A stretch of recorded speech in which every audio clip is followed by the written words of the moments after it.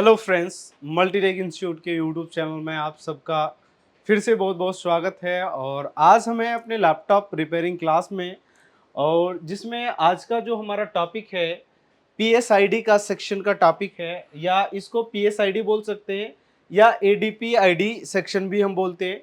जो यानी adapter sense का सर्किट होता है, जो एडाप्टर को सेंस करता है कि कौन सा एडाप्टर लगा है, और उस चीज़ के बारे में हम बात करेंगे इस टॉपिक में। तो अगर इसमें मान लीजिए कि अगर ये सर्किट खराब हो जाता है तो क्या प्रॉब्लम आता है। तो देखिए, ये प्रॉब्लम जो है काफ़ी ज़्यादा देखने को ये मिलता है जब आप बायोस सेटिंग में जाएंगे, लैपटॉप के बायोस सेटिंग में जाएंगे और वहां पर देखेंगे। जैसे कि मैं आपको ये फॉल्ट दिखाता हूँ कि ये सेक्शन को कब चेक करते हैं, तो पहले क्लियर कर देते हैं।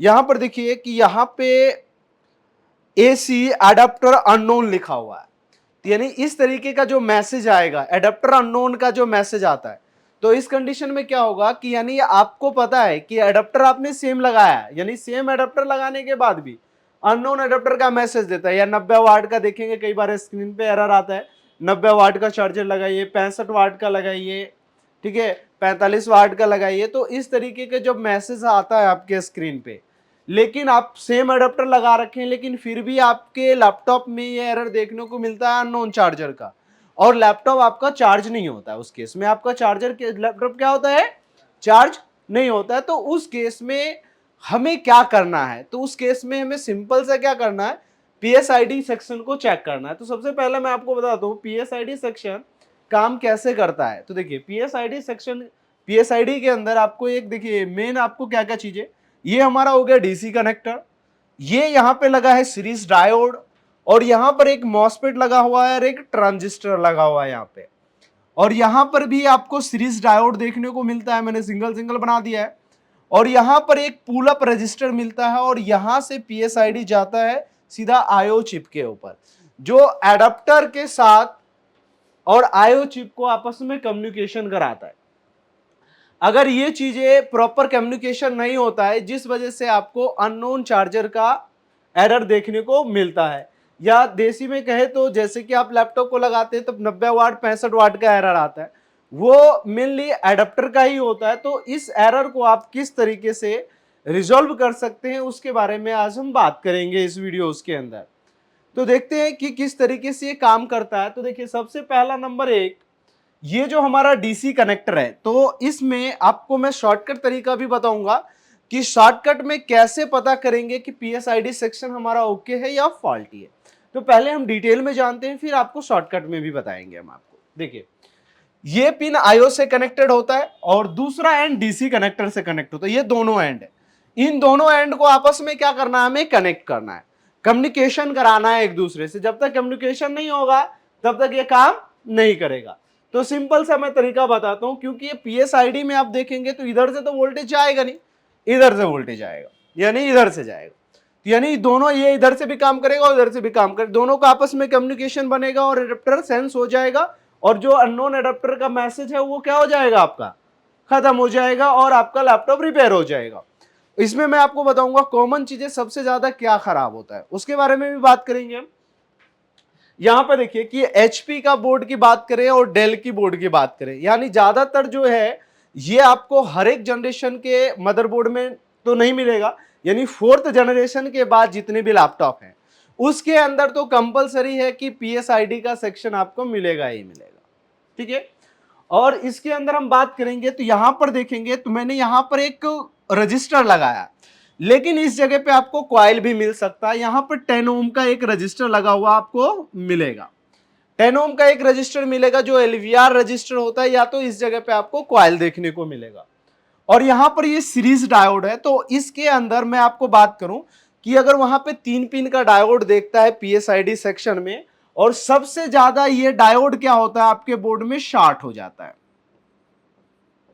क्या हो जाता है, शॉर्ट हो जाता है। तो इसमें सिंपल सा आपको यह देखना है कि इन तीनों पिन में से अगर कोई भी पिन आपस में बीप करता है तो ये डायोड आपका क्या है, खराब है।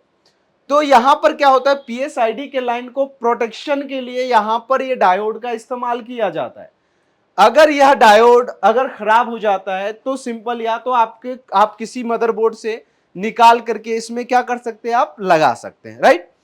अगर अदरवाइज इसे निकालने के बाद आपके पास डायोड नहीं है तो आप सिंपल क्या कर सकते हो, इस डायोड को रिमूव करके यानी ओपन करके ही क्या कर देना, आपको छोड़ देना है, ओपन कर देना है। अगर इसे नहीं भी लगाएंगे तो भी कोई दिक्कत नहीं है, लेकिन लगा देंगे तो ज्यादा अच्छा रहेगा आपके लिए। ये चीजें हमने जाना और उसके बाद यहां से यहां तक ड्रेन तक ये क्या हो गया, कम्युनिकेशन एकदम परफेक्ट हो गया। इस लाइन में कुछ भी नहीं, एक रजिस्टर लगा है, डायरेक्टली किससे कनेक्ट है, मॉसफेट के ड्रेन से कनेक्टेड है। अब देखिए दूसरा ऑप्शन, और ये मॉसफेट लगा होता है कौन सा आपका, मैं लिख देता हूं यहां पे, एन चैनल का लगा होता है। किसका लगा होगा, एन चैनल का लगा होगा। और यहां पे जो ट्रांजिस्टर लगा होगा वो कौन सा होगा, तो वो भी मैं लिख देता हूं आपको। तो एनपीएन ट्रांजिस्टर होता है, यहां पर कौन सा होता है, एनपीएन ट्रांजिस्टर लगा होता है। तो अब यहां से देखिए कैसे काम करेगा, तो वो चीजें मैं बात करता हूं। यहां पे 3.3 वोल्ट ऑलवेज आपको नजर आ रहा होगा, 3.3 वोल्ट ऑलवेज। अभी इतना दूर तक आपको क्लियर हो गया। अब यहां से इधर की बात करते हैं, इतना दूर तक कोई डाउट है आप लोगों को, नहीं है, वेरी गुड। अब यहां से यहां देखेंगे 3 वोल्ट ऑलवेज दिख रहा है, 3 वोल्ट ऑलवेज। और इस ऑलवेज वोल्टेज को यहां पे जो लगा होता है, ये रजिस्टर जो होगा वो 10K का रजिस्टर होगा। कितने किलो का होगा, 10K का रजिस्टर होता है। और ये पुल अप रजिस्टर, ये भी रजिस्टर अगर आपका वीक हो जाता है, क्या हो जाता है, वीक हो जाता है, तो उस कंडीशन में क्या होता है कि ये जो करंट है, अगर मान लो कि वीक होने के बाद ये अगर लीकेज हो जाता है, लीकेज होने के बाद क्या होता है, जो रजिस्टर होता है ना उसकी रेजिस्टेंस वैल्यू क्या होता है, बढ़ जाता है।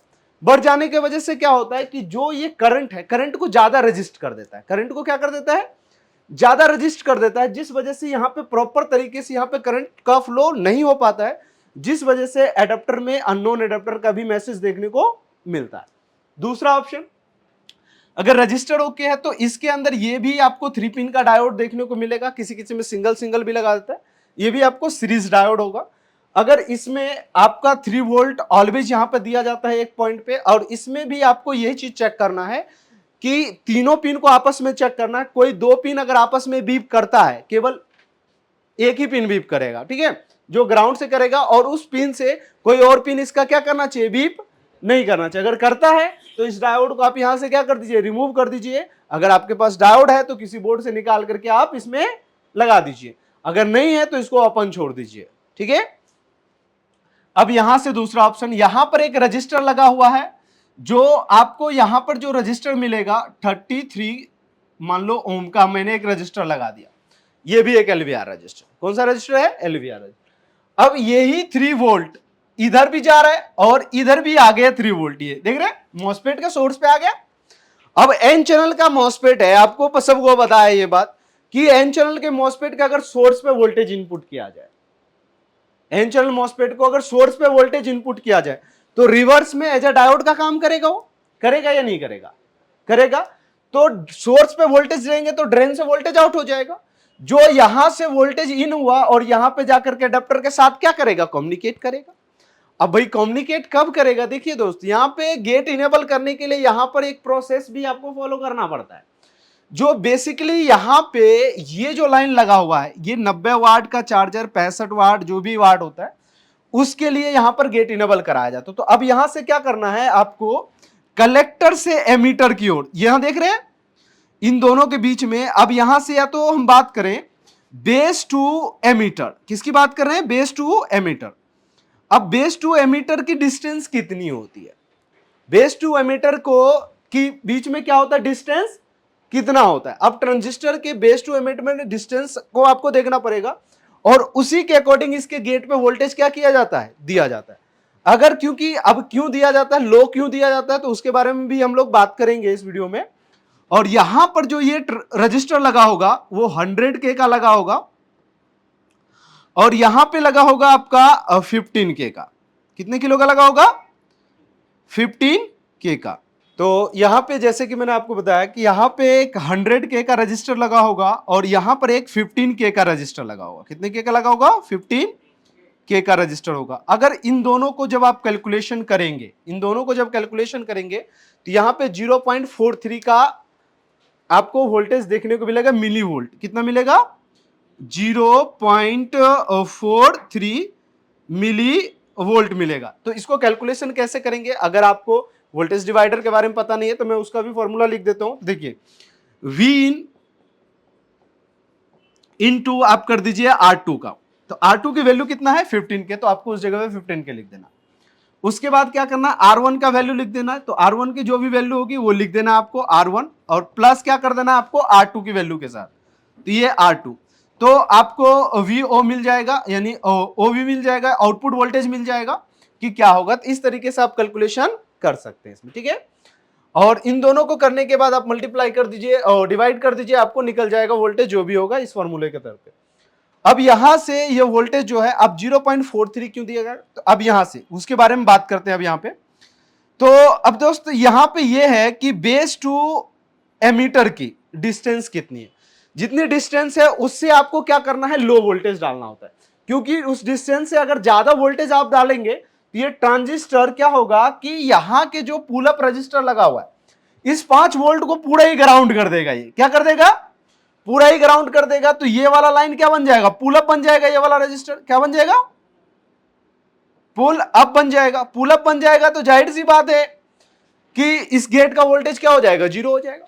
क्या हो जाएगा, जीरो हो जाएगा।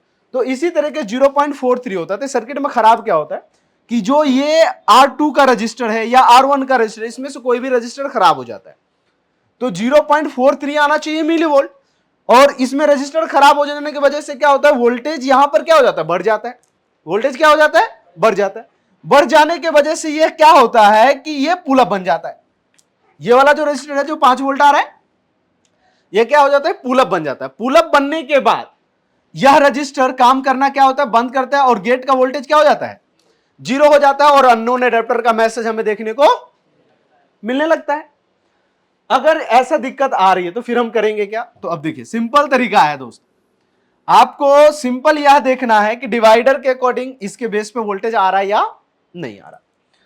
अगर नहीं आ रहा है तो आप इस रजिस्टर को चेक करें और उसको बदलें, और उसके बाद ये आपको फिर क्या होगा कि अगर लो वोल्टेज से इनेबल होता है तो फिर काम कैसे करता है, इस रजिस्टर के जो 5 वोल्ट इनपुट है, यही वोल्टेज में से अब जितना आपने इसके बेस पे वोल्टेज दिया है तो 5 वोल्ट में से इतना आप मिनी वोल्ट को क्या कर दीजिए, लेस कर दीजिए। जैसे कि 5 वोल्ट में से आपको माइनस क्या कर देना है, 0.43 को माइनस कर देना है, इक्वल टू आपको क्या मिल जाएगा, आउटपुट मिल जाएगा, यानी 4 पॉइंट कुछ वोल्टेज आपको देखने को मिलेगा।